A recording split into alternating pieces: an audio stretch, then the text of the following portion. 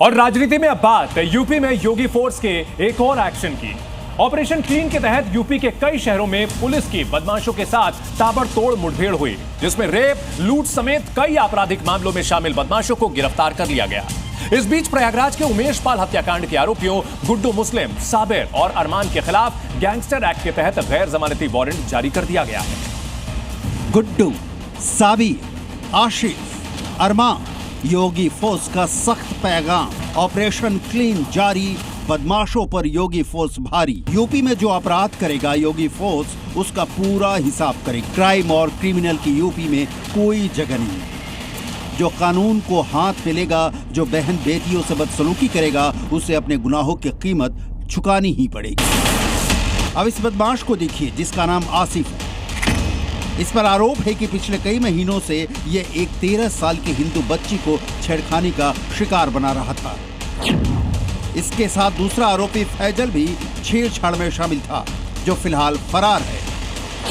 ये दोनों इतने बेखौफ थे कि हिंदू बच्ची को सरेआम छेड़ रहे थे, और जब पीड़ित लड़की ने इसका विरोध किया तो आरोपी आसिफ और फैजल ने लड़की पर हमला किया, जिसके बाद लड़की की शिकायत पर योगी फोर्स ने इसका इलाज किया और आरोपी आसिफ हर लड़की को अपनी मां और बहन मानने के साथ ही कभी छेड़छाड़ न करने की शपथ लेता दिखा। लड़की मेरी मां है, लड़की मेरी मां है।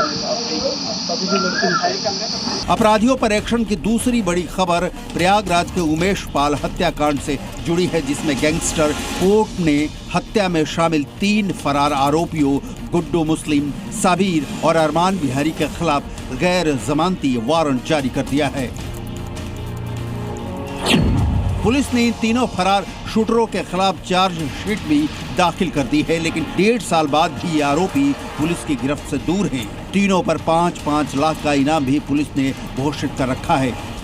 24 फरवरी 2023 को प्रयागराज के थाना धूमनगंज में एडवोकेट उमेश पाल और उनके 2 सरकारी गनर राघवेंद्र सिंह और संदीप निषाद की बम और गोलियों से भूनकर हत्या कर दी गई थी, जिसका सीसीटीवी फुटेज भी दिखा था कि माफिया अतीक अहमद के गैंग से जुड़े गुड्डू मुस्लिम ने उमेश पाल और उनके एक गनर पर बम फेंके, जबकि साबिर और अरमान बिहारी ने दूसरे गनर संदीप निषाद पर गोलियां बरसाई थी। तीनों आरोपी इस घटना के बाद से फरार हैं, जिनकी तलाश अब तक कई राज्यों में हो चुकी है। यूपी में बदमाशों पर योगी फोर्स के एक्शन की अब हम आपको 3 तस्वीरें दिखा रहे हैं। गोरखपुर में पुलिस ने रेप के एक आरोपी को मुठभेड़ के बाद गिरफ्तार कर लिया। बागपत में पुलिस ने एक शातिर बदमाश का एनकाउंटर कर दिया, जिसके ऊपर कई आपराधिक केस दर्ज थे।